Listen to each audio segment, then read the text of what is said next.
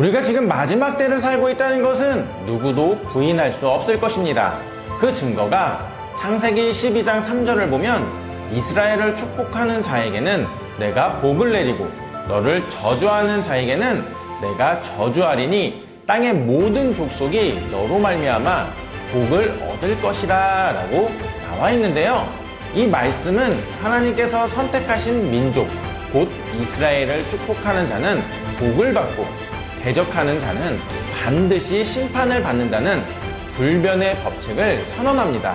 그런데 오늘날 이 법칙의 정면으로 도전하고 있는 나라 중 하나가 바로 이란입니다. 이란은 한때 인류 역사상 가장 찬란한 문명을 건설했던 페르시아 제국의 후손으로 정치, 경제, 문화 전반에서 막강한 영향력을 행사하던 나라였습니다.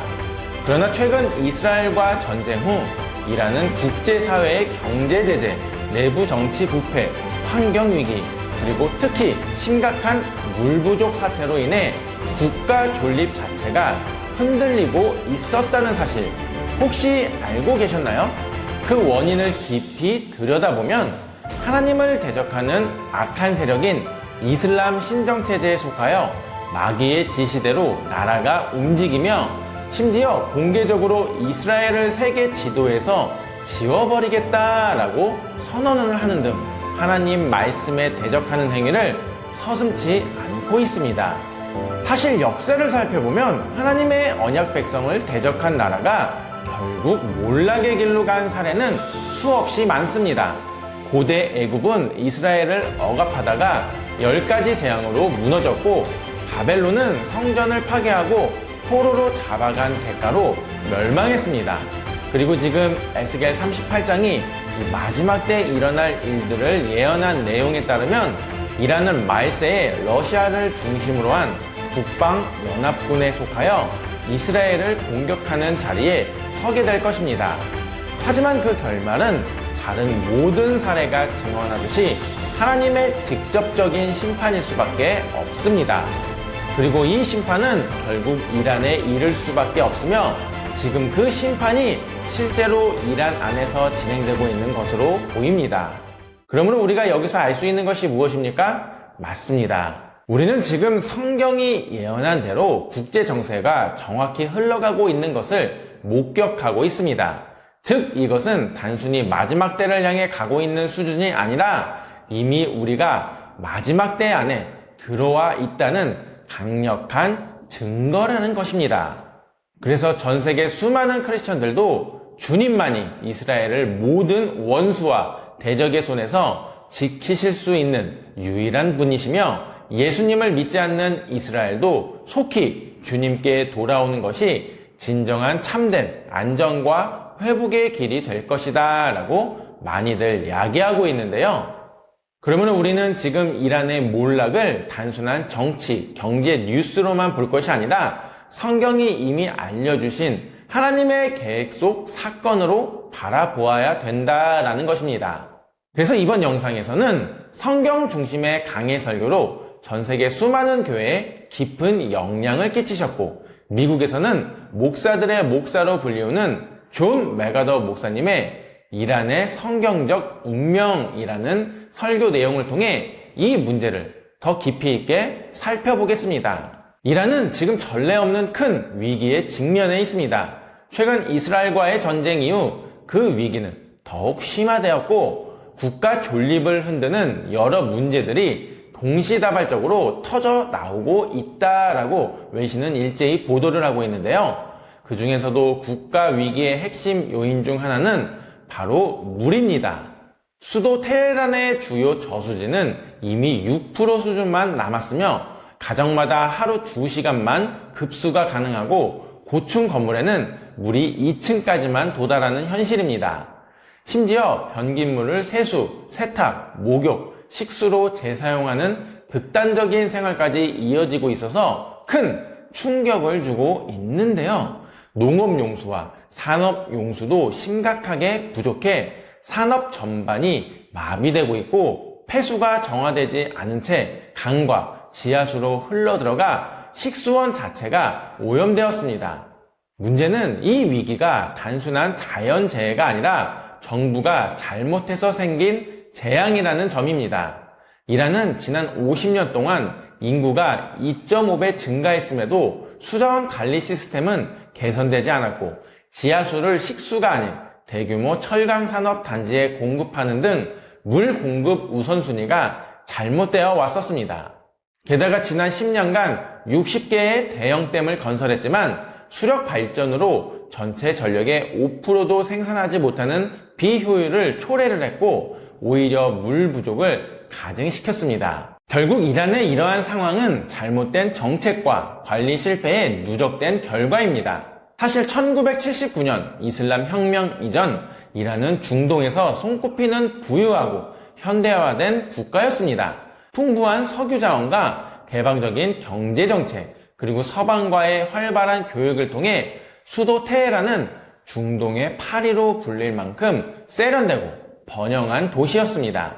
여성들은 자유롭게 교육과 직업을 선택했고 예술, 문화, 산업 전반이 빠르게 성장했습니다. 당시 이란은 기독교 국가인 미국과도 그리고 중동에서 유일한 민주주의 국가인 이스라엘과도 외교적으로 우호적인 관계를 유지하며 협력하던 시기였습니다. 그러나 1979년 이슬람 신정체제가 들어선 이후 모든 것은 급격히 변했습니다.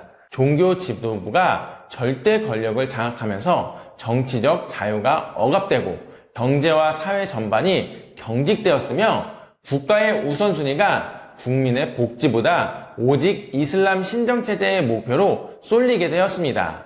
반면 이스라엘은 같은 물 부족 국가임에도 불구하고 1948년 건국 직후 갈릴리 호수에서 남쪽 네게브 사막까지 이어지는 국가급 수로망을 구축했습니다. 그 결과 지금도 가정과 도로변 화단에 스프링클러가 작동하고 요르단에도 물을 공급할 정도로 여유가 생겼습니다. 이러한 두 나라의 차이는 단순한 기술력의 문제가 아니라 하나님 말씀에 순종하느냐 아니면 불순종하느냐의 차이로도 볼 수 있다라는 것입니다. 그래서 잠언 14장 34절을 보면 의는 나라를 영화롭게 하고 죄는 백성을 욕되게 하느니라 라고 나와 있다라는 것인데요. 사실 이란의 옛 이름인 페르시아는 성경 속에서 여러 차례 등장합니다. 과거 페르시아는 하나님께 순종하며 하나님의 도구로 쓰임받는 시기가 있었습니다. 이사야 45장은 페르시아의 고레스 왕을 기름 부은 받은 자라고 부르며 바벨론의 포로로 잡혀있던 유대인들을 해방시키고 성전 재건을 허락한 사실을 기록합니다. 에스라 1장 1절에서 2절에서는 고레스가 하나님의 영에 감동되어 성전 재건을 적극 지원하고 바벨론이 약탈했던 성전 기물과 재정을 돌려준 사건이 나옵니다. 그러나 에스겔 38장에 따르면 말세의 페르시아는 전혀 다른 모습으로 등장합니다. 마곡의 곡이라는 북방 세력의 연합군에 포함되어 이스라엘을 공격하는 국가로 예언되어 있는데요. 흥미로운 것은 이 예언이 쓰여질 당시 페르시아는 아직 대제국이 아니었음에도 불구하고 정확히 나라 이름이 언급되었다는 점입니다. 오늘날 이란은 시리아, 레바논의 헤즈볼라, 예멘의 후티 반군 등 반이스라엘 무장단체를 지원하며 예언 속 그림을 현실에서 재현하고 있습니다. 또한 창세기 16장은 아브라함과 하갈 사이에서 태어난 이스마엘이 모든 사람과 대적하며 살아갈 것이라고 예언합니다. 그런데 이스마엘의 후손은 오늘날 많은 아랍 민족과 무슬림 국가로 이어졌고 이란 역시 이 계보와 사상적 전통 속에 속해 있습니다. 즉, 이 갈등의 뿌리는 단순한 국제 정치적 문제가 아니라 언약의 아들 이삭과 육체의 아들 이스마엘의 대립이라는 영적 구조 속에 있다라는 것입니다. 이러한 이란의 현재 모습과 대이스라엘 적대성은 창세기 16장과 17장의 이야기에서 기원을 찾을 수 있습니다. 하나님은 아브라함과 사라에게 약속하신 아들을 주시겠다고 하셨지만 사라는 기다리지 못하고 자신의 여종 하갈을 아브라함에게 주어 이스마엘을 낳게 합니다. 그러나 하나님은 이스마엘이 아니라 사라를 통해 태어난 이삭이 언약의 아들이라고 분명히 말씀하셨습니다. 즉 이삭은 하나님의 약속과 능력으로 태어난 아들이었고 이스마엘은 인간의 조급함과 자기 방법으로 태어난 아들이었습니다. 사도 바울은 갈라디아서 4장에서 이 사건을 해석하며 이삭은 성령을 따라 난 자, 이스마엘은 육체를 따라 난 자로 대조합니다. 그리고 육체를 따라 난 자가 성령을 따라 난 자를 박해했다라고 기록합니다. 그런데 소름이 돋는 사실은 이 영적 원리는 역사를 통해 계속 반복되어 왔습니다. 가인과 아벨, 에서와 야곱, 사울과 다윗, 그리고 예수님과 바리새인들 사이에서도 동일한 패턴이 나타났습니다. 이렇듯 하나님을 거스르고 자기 의와 힘을 의지하는 자들은 하나님의 약속을 따라 사는 자들을 늘 대적해 왔습니다. 그래서 이란과 이스라엘의 갈등 역시 바로 이 성경적 원리의 연장선에 있는 것입니다. 하지만 일부 학자나 정치 분석가들은 오늘날 이란의 몰락을 순전히 국제제재, 가뭄, 기후변화, 잘못된 댐 건설과 같은 정치, 환경적 요인으로만 해석하려 합니다. 물론 이러한 요소들은 현실적인 원인이 될 수 있습니다. 그러나 성경적 관점에서 보면 하나님은 자연재해와 국제정세마저 자신의 계획을 이루는 도구로 사용하신다는 사실을 잊지 말아야 합니다. 출애굽기 7장에서 나일강이 피로 변한 재앙은 단순한 환경 변화가 아니라 하나님께서 애굽을 심판하시고 이스라엘을 구원하시기 위한 수단이었습니다. 마찬가지로 오늘날 이란의 물 부족 사태도 단순한 가뭄, 그 이상의 의미를 지닐 수 있습니다.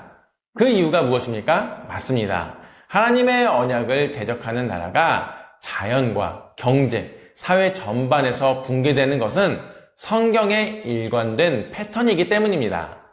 따라서 단기적인 정치, 경제 해법보다 하나님의 말씀에 돌아오고 복음을 받아들이는 것이 근본적인 해결책입니다. 그래서 맥어더 목사님께서도 이란의 상황을 보시며 이렇게 말씀하셨습니다. 성경 예언이 단순한 종교 문서가 아니라 오늘날 역사와 국제 정세 속에서 그대로 성취되고 있음을 느낍니다. 에스겔 38장의 그림이 점점 뚜렷해지고 있고 이란의 대이스라엘 정책과 국제적 고립은 심판을 향해 가는 수순처럼 보입니다. 그러므로 우리가 여기서 알 수 있는 것이 무엇입니까? 맞습니다. 이 마지막 때를 사는 우리는 이제는 정치 뉴스보다 하나님의 말씀을 먼저 바라보아야 합니다. 하나님의 언약을 대적하는 길이 결국 멸망으로 향한다는 사실을 깨닫고 이스라엘과 복음의 편에 서야 합니다. 그 이유가 무엇입니까? 하나님의 말씀을 붙드는 것은 단순히 종교적인 선택이 아니라 우리의 영원한 운명을 결정짓는 절대적인 문제이기 때문입니다. 왜냐하면 말씀에서 멀어지면 우리는 하나님의 시선이 아닌 세상의 기준으로 자신을 재단하게 되고 결국 오늘날의 이란처럼 진리와 타협하며 멸망의 길로 나아가기 때문입니다. 성경도 이 사실을 분명히 경고합니다. 히브리서 9장 27절은 한 번 죽는 것은 사람에게 정해진 것이요 그 후에는 심판이 있으리니 라고 말씀합니다. 즉 인류의 역사는 아담의 타락 이후 죽음이 모든 사람에게 임한 역사이며 그 죽음 뒤에는 반드시 하나님의 심판이 기다리고 있다라는 것입니다. 그래서 하나님께서는 지금도 창세기에서 아담에게 던지셨던 질문인 너는 어디에 속해 있느냐? 라는 질문을 우리에게 던지십니다. 이것은 단순히 물리적인 위치를 묻는 것이 아니라 오늘 우리가 아담 안에 있는지 아니면 예수 그리스도 안에 있는지를 묻는 영원한 질문입니다. 그리고 이 대답이 우리의 영원한 미래를 결정합니다. 로마서 14장 12절은 이와 같이 우리 각 사람이 자기 일을 하나님께 짓고 하리라 라고 말하며 그날에는 개인의 삶과 모든 선택이 하나님의 공의로운 심판대 앞에 드러나게 될 것을 경고합니다. 또한 마가복음 9장은 심판 이후의 무서운 실체를 묘사합니다. 거기에는 꺼지지 않는 불과 죽지 않는 구더기가 있고 그곳에 던져진 자들은 끝없는 형벌 속에 남게 됩니다. 그리고 마태복음 13장은 이를 슬피 울며 이를 가는 곳이라고 표현하며 그 고통이 잠시가 아니라 영원하다고 경고합니다. 이것은 대놓고 하나님을 거부한 자들에게만 해당하는 것이 아니라 겉으로는 믿음을 고백했지만 실제 삶에서는 여전히 자신이 주인이었던 사람들에게도 적용되는 말씀입니다. 하지만 다가오는 심판 속에서도 우리에게는 희망이 있습니다. 예수님께서는 마태복음 25장 40절을 통해 지극히 작은 자 하나에게 한 것이 곧 내게 한 것이니라 라고 말씀하시며 심판의 날을 준비하는 방법으로 가장 소외된 이들을 돌보는 삶을 강조하셨습니다. 그래서 저희 메시지아도 이 말씀에 순종하여 사회적으로 가장 소외되고 있는 장애인 형제자매들을 섬기고 있습니다. 사실 저희는 매주 유튜브 수익금으로 장애인 재활 작업장에 간식을 후원해 왔었는데 어느 날 예배 중 찬양을 기쁘게 부르는 발달 장애인 분들을 보고 큰 감동을 받았습니다. 특히 원장님께서 발달 장애인 분들이 공연장 출입이 금지돼 음악을 접할 기회가 없다고 하신 말씀이 너무나 마음이 아프고 잊을 수 없었습니다. 그래서 저희는 음악 전공자들과 함께 그분들 예배에 찾아가 찬양 연주와 음악 치료를 지원하기 시작했습니다. 그리고 더 나아가 장애인 직업재활센터의 예배 시간에 가보면 공간이 좁아 그동안은 늘 3명에서 4명 정도의 연주자만 함께하며 작은 규모로 찬양과 연주를 도와드릴 수밖에 없었습니다. 그런데 저희는 이번 9월 17일에는 마음을 모아 더 큰 은혜의 자리를 준비하기로 했습니다. 예술의 전당은 아니지만 그에 버금가는 음향시설을 갖춘 홀을 대관하여 군포시에 위치한 하나복지센터의 발달장애인 형제자매 40명과 부모님들까지 약 70명을 초청해 풀밴드로 구성된 제대로 된 음악 공연을 제공해드릴 예정입니다. 이 귀한 자리에는 헐리우드에서 음악 감독으로 활동하셨던 전문 연주자분들을 비롯해 현재 프로 오케스트라 단원들까지 함께하며 풍성하고 감동적인 연주를 선물해 드리게 됩니다. 그리고 공연이 11시에 시작하면 끝나고 바로 점심시간이 되는데 사실 발달 장애인 분들이 단체로 식당에 가시기 어려운 점을 원장님께서 말씀해 주셔서 저희가 그 자리에서 바로 식사하실 수 있도록 출장 뷔페를 준비해 공연 직후에 따뜻한 점심 식사까지 기쁨으로 대접해 드리기로 하였습니다. 사실 저희 사역은 재정적으로 많이 부족하지만 보이지 않는 곳에서 외롭게 살아가는 발달 장애인 분들께 예수님의 사랑을 전하기 위해 마음을 다해 힘쓰고 있습니다.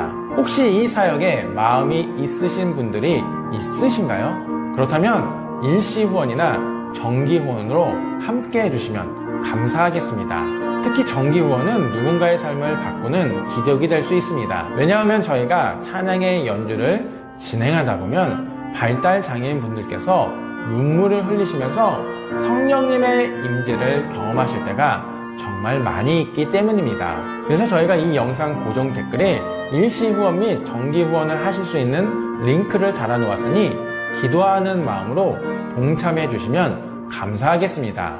다시 한번 강조드리면 우리는 마지막 때를 살아가고 있습니다.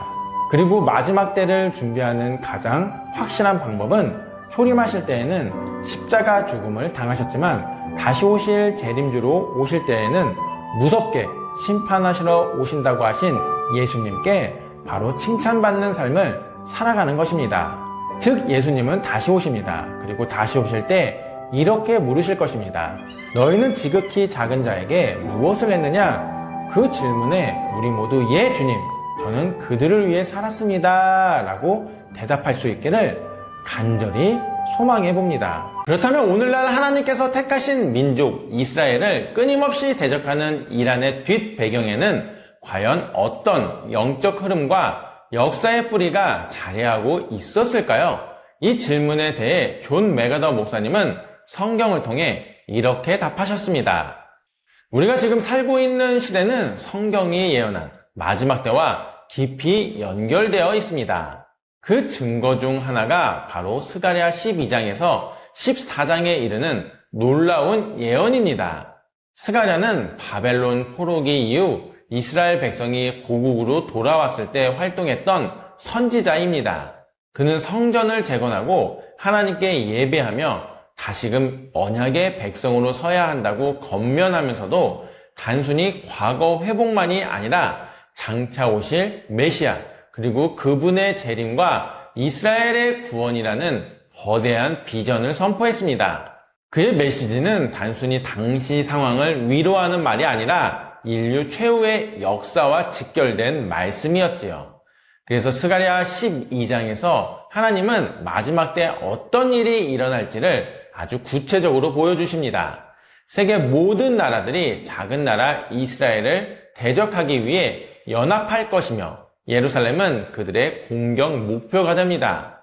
그러나 하나님은 예루살렘을 취하려는 모든 나라들을 마치 무거운 돌을 들어 올리려다 스스로 상처를 입는 자들처럼 만드실 것이라고 말씀하셨습니다. 즉 이스라엘을 멸망시키려는 시도가 오히려 그들의 멸망을 가져올 것이라는 것입니다. 이 말씀은 단순한 역사적 갈등이 아니라 종말의 심판과 구원의 시나리오가 펼쳐지는 장면입니다. 성경은 이 전쟁을 단순한 국가 간 갈등으로 설명하지 않습니다.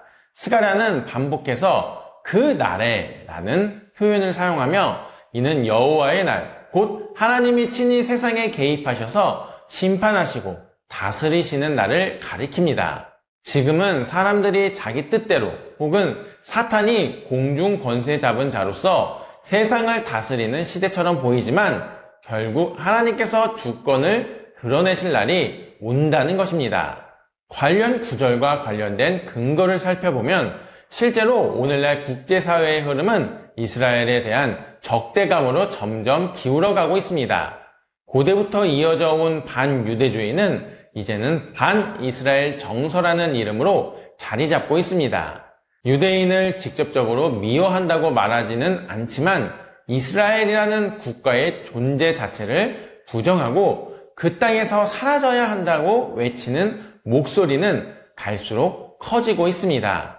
또한 아랍 세계의 혁명과 극단주의 세력의 부상 역시 모두 이스라엘을 압박하는 방향으로 움직이고 있습니다. 이는 단순한 정치 현상이 아니라 성경이 이미 오래전에 예언한 바의 성취라고 볼 수 있습니다. 예시를 들어보면 스가랴가 묘사한 전쟁은 요엘서와 에스겔서, 다니엘서, 그리고 요한계시록에 반복해서 등장합니다. 요엘 3장은 열방이 하나님의 심판 골짜기에 모여 결정의 골짜기에서 최후의 심판을 받게 될 것을 선포합니다. 에스겔 38장은 북쪽에서 오는 큰 세력이 이스라엘을 치러올 것을 경고하는데 이는 전통적으로 러시아와 페르시아의 동맹 세력으로 해석되곤 합니다. 다니엘 11장은 남쪽과 동쪽의 세력이 예루살렘을 향해 침공할 것을 언급하며 요한계시록 16장과 19장은 전 세계 왕들이 아마겟돈 전쟁에 동원되는 장면을 보여줍니다. 결국 동서남북 사방에서 모든 군대가 이스라엘을 포위하고 피가 말굴레에 찰 정도의 엄청난 전쟁이 벌어지게 될 것입니다. 이러한 예언의 원리와 기원을 따져보면 이 모든 사건은 단순히 국제정치나 군사 전략의 결과가 아니라 하나님의 주권적 섭리에 따라 진행이 됩니다. 사탄은 이스라엘을 멸망시켜 하나님의 구속 계획을 무너뜨리려 하지만 하나님은 오히려 그 과정을 사용하여 열방을 심판하시고 이스라엘을 정결하게 하시며 마침내 메시아의 재림과 왕국을 세우십니다. 이렇듯 성경은 하나님이 창조주이실 뿐만 아니라 역사의 종말을 완성하실 분임을 강조하지요.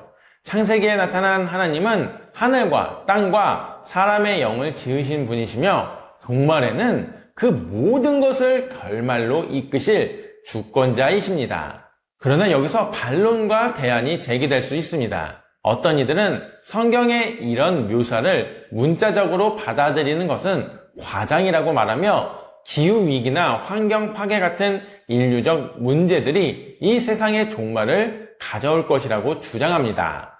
또 어떤 이들은 이스라엘 중심의 종말론을 비판하며 오늘날의 중동 정치 상황을 단순히 인간의 역사적 산물로만 해석하기도 합니다. 그러나 성경은 분명히 말씀합니다. 인류 역사의 종말은 단순한 자연재해나 정치적 사건으로 끝나지 않습니다. 그것은 하나님께서 직접 개입하시는 여호와의 날로 완성이 됩니다. 즉 사탄은 자기 의도로 이스라엘을 멸하려 하지만 하나님은 그것을 사용하여 열방을 심판하시고 구원을 이루십니다. 이 모든 흐름 속에서 가장 중요한 것은 이스라엘의 회개와 구원입니다. 스가랴 12장 10절은 내가 다윗의 집과 예루살렘 주민에게 은총과 간구하는 심령을 부어주리니 그들이 그 찌른 바 그를 바라보고 라고 말씀합니다. 이스라엘은 오랜 세월 동안 메시아를 거부했지만 마지막 때에는 성령의 은혜로 눈이 열려 자신들이 찌른 분이 바로 하나님, 바로 예수 그리스도임을 깨닫게 됩니다. 그리고 그들은 마치 독자를 잃은 부모처럼 장자를 잃은 가족처럼 가슴을 치며 통곡하게 됩니다. 그 회개는 국가적 이벤트가 아니라 개인적인 회개로 나타납니다. 다윗의 집, 나단의 집, 레위의 집, 시므이의 집, 그리고 모든 가정이 각각 따로 회개하며 하나님께 돌아옵니다. 이처럼 진정한 구원은 집단적 선언이 아니라 각 개인이 하나님 앞에 회개하고 그리스도를 주와 하나님으로 고백하는 데서 시작됩니다. 그래서 매가더 목사님은 오늘날 중동 상황을 보시면서 이런 말씀을 남기셨습니다. 성경 속 예언된 이 말씀은 단순히 미래 이스라엘에게만 국한되지 않습니다. 지금 우리에게도 동일하게 적용됩니다. 하나님께서 마지막 때 이스라엘을 구원하실 것처럼 오늘 이 순간에도 유대인이든 이방인이든 누구든지 주의 이름을 부르면 구원을 얻습니다. 지금 우리는 세상의 정치적 갈등이나 전쟁 소식에 압도될 수 있습니다. 하지만 성경은 분명히 말합니다. 역사의 끝은 인간의 힘이나 자연재해로 결정되는 것이 아니라 창조주 하나님의 주권적 개입으로 마무리됩니다. 그렇다면 우리가 해야 할 일은 무엇입니까? 바로 지금 개인적으로 회개하고 예수 그리스도를 나의 주, 나의 하나님으로 고백하는 것입니다. 그래서 스가랴의 예언은 단순히 먼 미래의 그림이 아니라 오늘 우리에게 회개와 믿음으로 돌아오라는 경고의 나팔소리입니다. 이 마지막 때 하나님께서 이스라엘을 통해 이루실 구원은 우리 모두에게 동일한 메시지를 전합니다. 너는 어디에 서 있는가? 심판받을 무리에 속해 있는가? 아니면 구원의 무리에 속해 있는가? 즉, 지금이 바로 결단의 때입니다. 하나님은 스가랴를 통해 이미 수천 년 전에 이 모든 일을 보여주셨고 우리는 그 징조들이 성취되는 현장을 눈앞에서 보고 있습니다. 그렇다면 우리의 삶은 단순한 일상으로 흘러갈 수 없습니다. 하나님께서 말씀하신 그 날, 곧 여호와의 날을 준비해야 하는 삶을 살아가야 된다라는 것입니다. 그래서 스가랴서 예언의 내용을 종합적으로 요약을 해보면 스가랴 12장에서 14장은 마지막 때에 일어날 사건을 선명하게 보여줍니다. 세계 모든 나라가 이스라엘을 치러 연합을 하지만 하나님께서는 예루살렘을 무거운 돌처럼 만들어 오히려 그들을 멸망케 하십니다. 이는 단순한 정치적 분쟁이 아니라 여호와께서 친히 개입하시는 종말의 심판 장면입니다. 오늘날 점점 커져가는 반이스라엘 정서와 중동의 긴장은 이미 성경에 예언된 바의 성취라 할 수 있습니다. 예언에 따르면 이스라엘은 결국 성령님의 은혜로 눈이 열려 자신들이 찌른 메시아, 곧 예수 그리스도를 바라보며 개인적으로 회개하게 됩니다. 이는 단체적 선언이 아닌 각 가정과 개인의 진정한 회개로 나타납니다. 이때 이스라엘의 구원이 이루어지고 열방의 심판과 메시아의 재림이 완성됩니다. 이 말씀은 이스라엘만이 아니라 오늘 우리에게도 동일하게 적용됩니다. 역사의 끝은 자연재해나 인간의 힘으로가 아니라 창조주 하나님의 주권적 개입으로 완성됩니다. 그러므로 지금 우리에게 필요한 것은 회개와 믿음으로 예수 그리스도를 주와 하나님으로 고백하는 것입니다. 즉 지금이야말로 여호와의 날을 준비할 결단의 시간이 다가왔다라는 것입니다.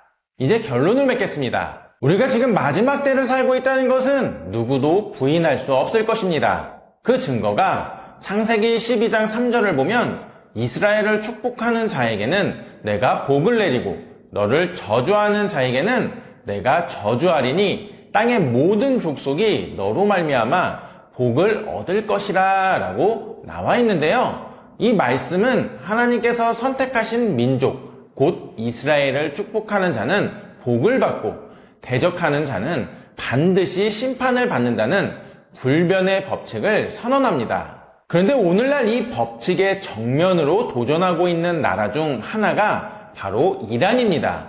이란은 한때 인류 역사상 가장 찬란한 문명을 건설했던 페르시아 제국의 후손으로 정치, 경제, 문화 전반에서 막강한 영향력을 행사하던 나라였습니다. 그러나 최근 이스라엘과 전쟁 후 이란은 국제사회의 경제 제재, 내부 정치 부패, 환경 위기, 그리고 특히 심각한 물 부족 사태로 인해 국가 존립 자체가 흔들리고 있었다는 사실 혹시 알고 계셨나요? 그 원인을 깊이 들여다보면 하나님을 대적하는 악한 세력인 이슬람 신정체제에 속하여 마귀의 지시대로 나라가 움직이며 심지어 공개적으로 이스라엘을 세계 지도에서 지워버리겠다라고 선언을 하는 등 하나님 말씀에 대적하는 행위를 서슴지 않고 있습니다. 사실 역사를 살펴보면 하나님의 언약 백성을 대적한 나라가 결국 몰락의 길로 간 사례는 수없이 많습니다.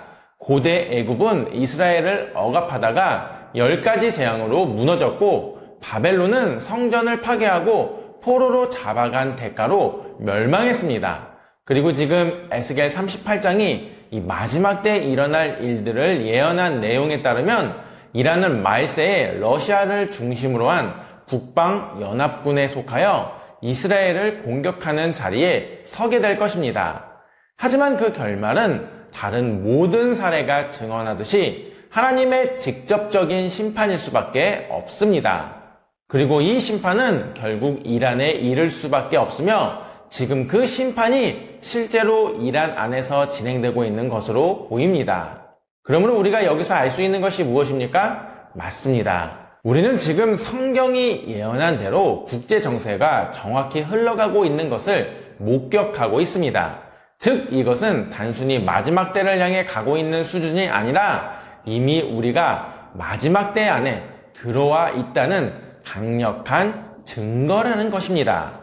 그래서 전 세계 수많은 크리스천들도 주님만이 이스라엘을 모든 원수와 대적의 손에서 지키실 수 있는 유일한 분이시며 예수님을 믿지 않는 이스라엘도 속히 주님께 돌아오는 것이 진정한 참된 안정과 회복의 길이 될 것이다 라고 많이들 이야기하고 있는데요. 그러면 우리는 지금 이란의 몰락을 단순한 정치, 경제 뉴스로만 볼 것이 아니라 성경이 이미 알려주신 하나님의 계획 속 사건으로 바라보아야 된다라는 것입니다. 이란은 지금 전례 없는 큰 위기에 직면해 있습니다.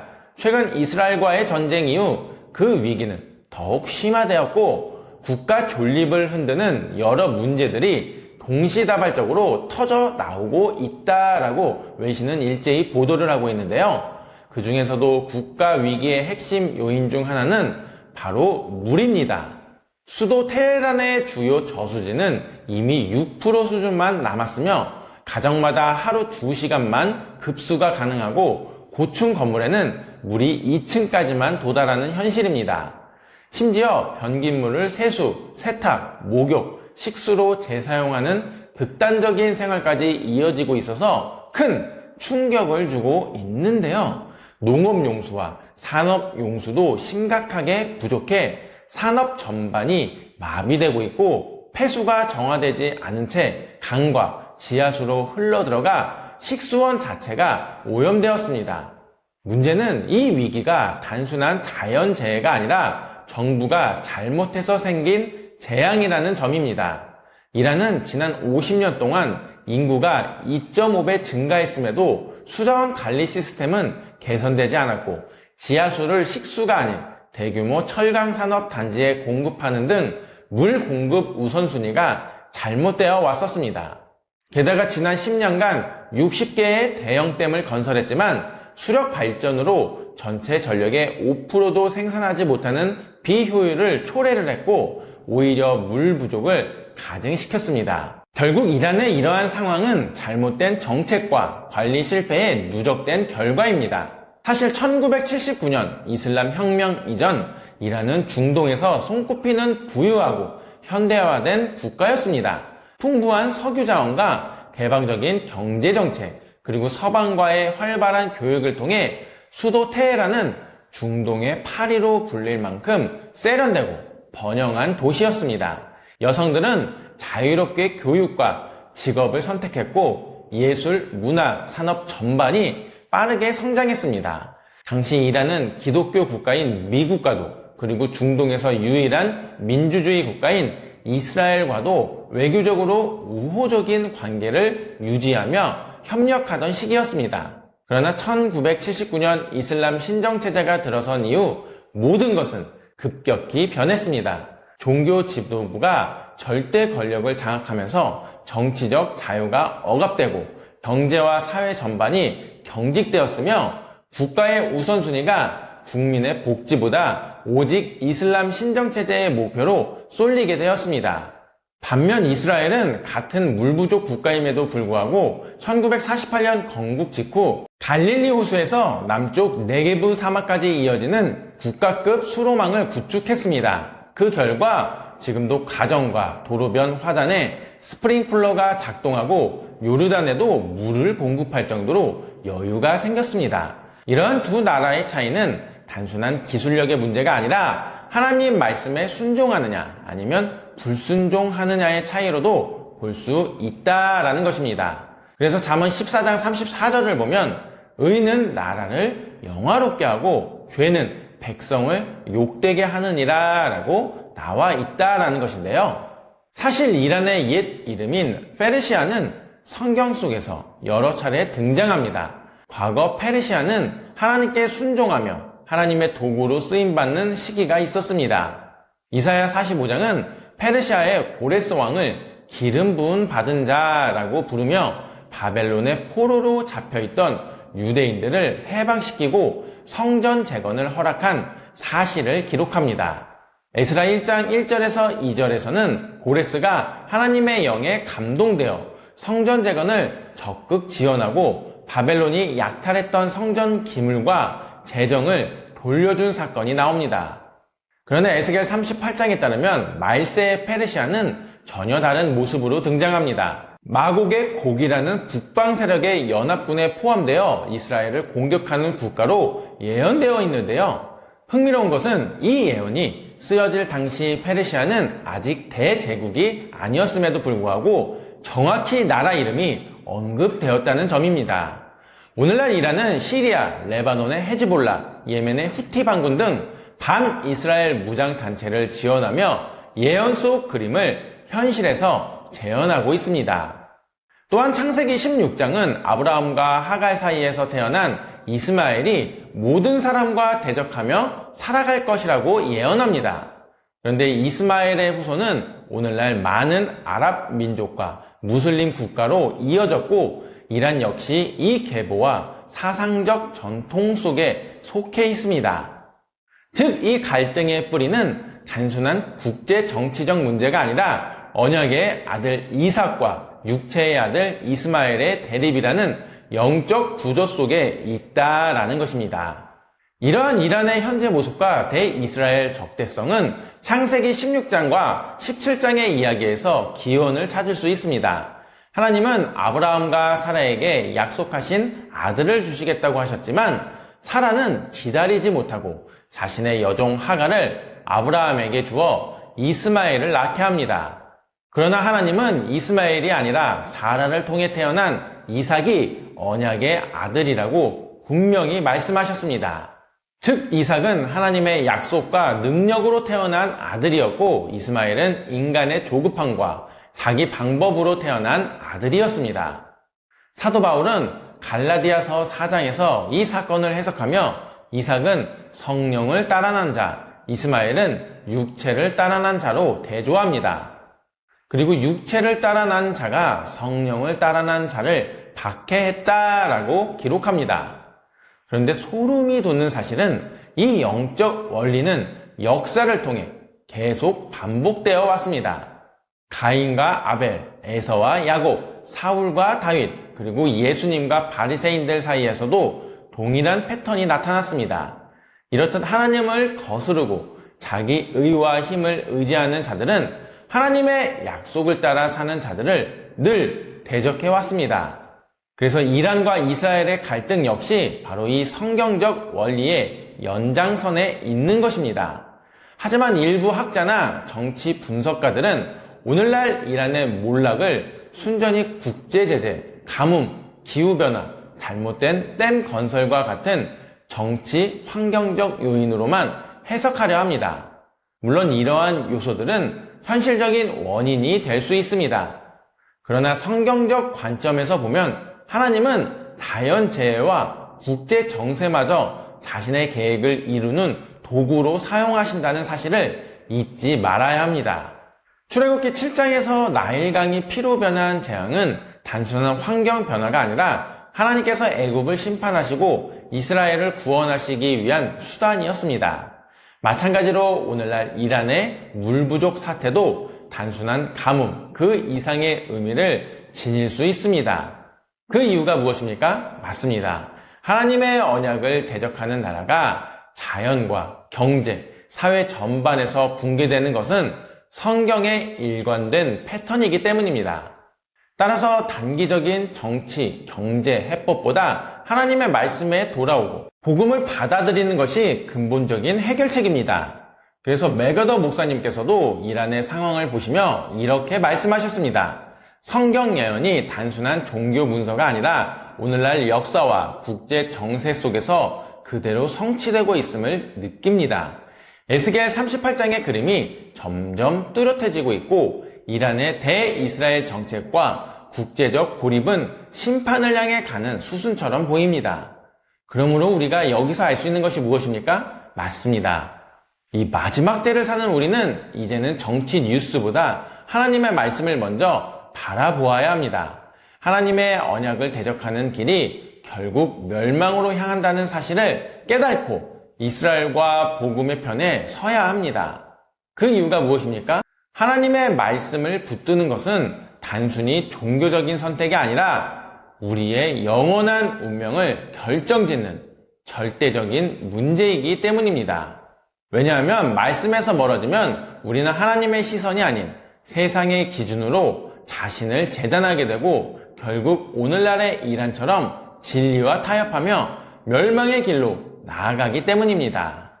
오늘 마지막 때를 살아가고 있는 지금 우리는 하나님의 언약이 어떻게 이 세상 속에서 성취되고 있는지를 늘 주목하면서 이 귀한 시기에 하나님의 부르심에 응답하는 자로서 늘 깨어 있는 자가 되기를 간절히 소망해 봅니다.